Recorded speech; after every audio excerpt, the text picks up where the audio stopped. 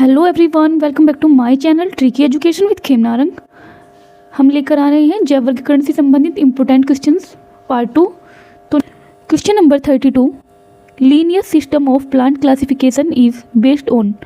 पौधे के वर्गीकरण के लीनियस पद्धति पर, इसका ये क्वेश्चन गलत लिखा हुआ है। ये क्वेश्चन है पौधे के वर्गीकरण की लीनियस पद्धति किस पर आधारित है। तो इसका आंसर होगा सी, फ्लोरल कैरेक्टर, यानी कि उसके पुष्पीय गुणों पर आधारित है। पौधों का वर्गीकरण निम्न वैज्ञानिकों ने दिया। सबसे पहले ओस्टवाल्ड ने दिया, किसके आधार पर? दलों के आधार पर। नेक्स्ट थियोफेस्ट्रस ने दिया पौधों को एक वर्षीय, द्विवर्षीय या बहुवर्षीय में बांटकर।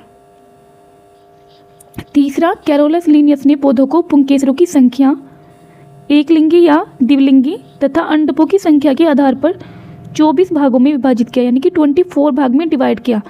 तो ये सब उसके जो हैं ये फ्लोरल कैरेक्टर हैं, पुष्पीय गुण हैं। तो इसलिए कैरोलस लिनियस ने जो अपना वर्गीकरण दिया पौधों के पुष्पीय गुणों के आधार पर दिया।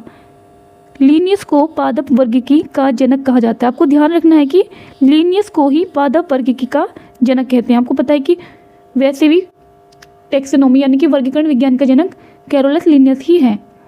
नेक्स्ट क्वेश्चन है question number 33, Which of the following is correct descending sequence of taxonomic categories? निम्न में से कौन सी वर्गीकरण श्रेणी का सही अवरोही अनुक्रम है? तो इसका आंसर होगा, मतलब कि इसमें आपको अप टू डाउन जाना है, ऊपर से नीचे की साइड।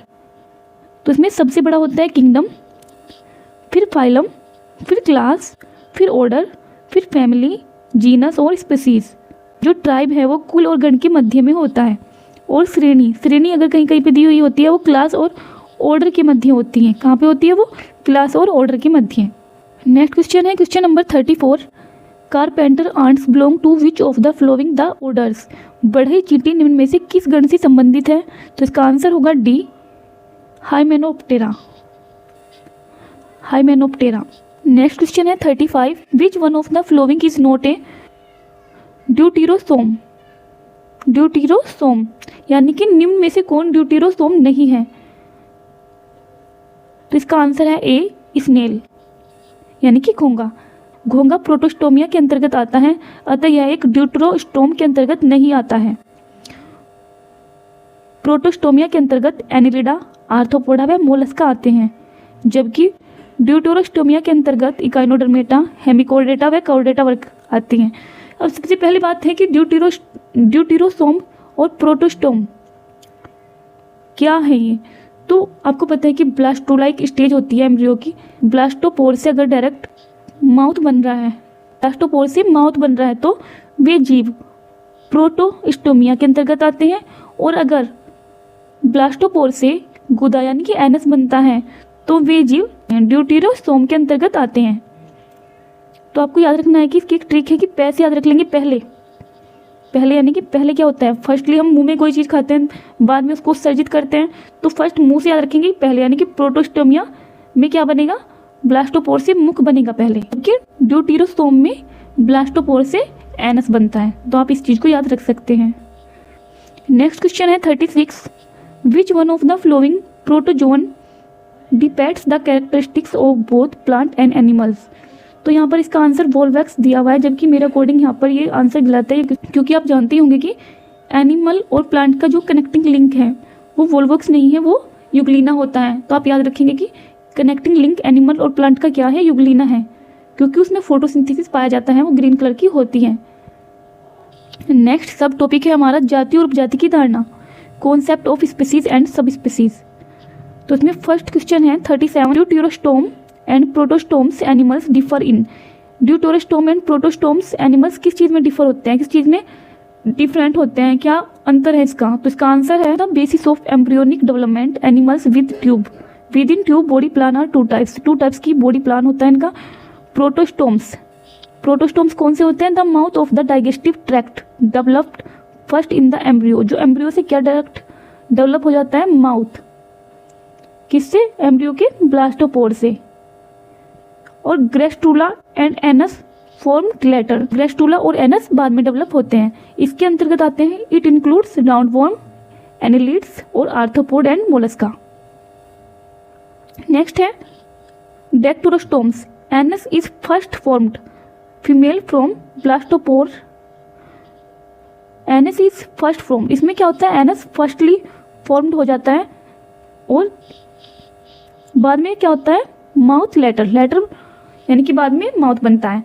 तो इट इंक्लूड्स इकाइनोडर्मेट्स, हेमिकॉर्डेट और कोर्डेट्स। इसके अंतर्गत इकाइनोडर्मेट्स, हेमिकॉर्डेट्स और कोर्डेट्स आते हैं।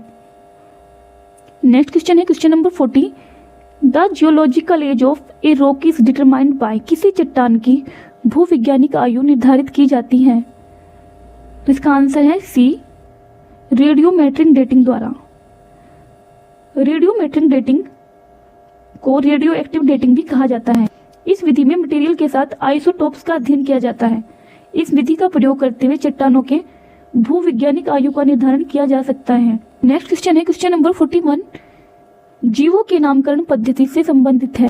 Concern with nomenclature of organisms. Option है ए वाइटेकर, बी स्ट्रैकलैंड। तो इसका आंसर होगा सुनो, बोथ ए एंड बी। आपको पता है कि जीवों के नामकरण की शुरुआत लिनियस ने की 1758 में। इन्होंने सबसे पहले जीवों का वर्गीकरण किया। वे जीव जातियों के नाम हेतु इन्होंने एक द्विपद नाम पद्धति दी, जिसमें कि फर्स्ट लेटर जेनरा का और लास्ट लेटर स्पीसीज का होता है। R.H. वाइटेकर ने 1969 में जंतु जगत को 5 वर्गों में बांटा, मोनेरा, प्रोटेस्टा, फंजाई, प्लांटियो और एनिमेलिया। आप ये भी ध्यान रखेंगे कि नामकरण पद्धति से संबंधित अन्य वैज्ञानिक हैं स्ट्रिकलैंड, हेकल, कोपलैंड, केंडलर आदि। नेक्स्ट क्वेश्चन है question number 42। The term taxon for the first time was used by.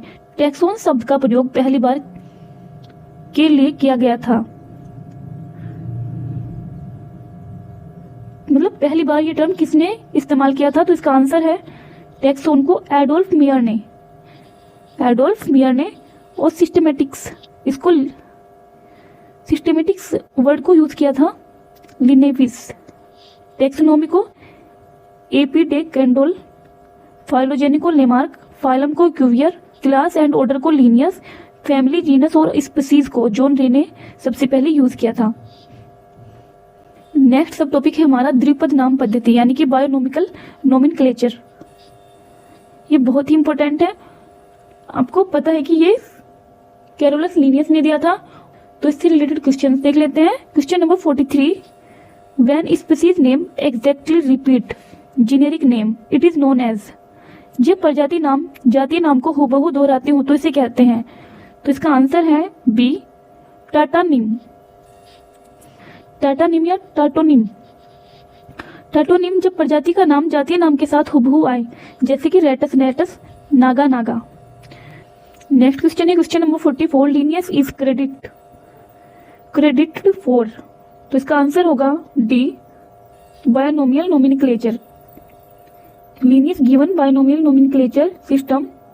Binomial nomenclature system zoological name of any animal contain 1, यानी कि किसी भी जीव का जूलॉजिकल नेम कैसे बनता है, फर्स्ट में आएगा जेनेरिक नेम और बाद में आएगा उसका स्पेसिफिक नेम, यानी कि पहले वर्ड में आएगा उसका वंश का नाम और बाद में आएगा उसका जातीय नाम। ये ही इस पद्धति को 2 वर्ड यानी कि द्विपद नाम पद्धति कहते हैं, जो कि कैरोलस लीनियस ने दी थी। इनका नाम था कोल वान लीनी। इन्होंने अपना नाम भी द्विपद नाम पद्धति के अकॉर्डिंग कैरोलस लीनियस कर लिया था,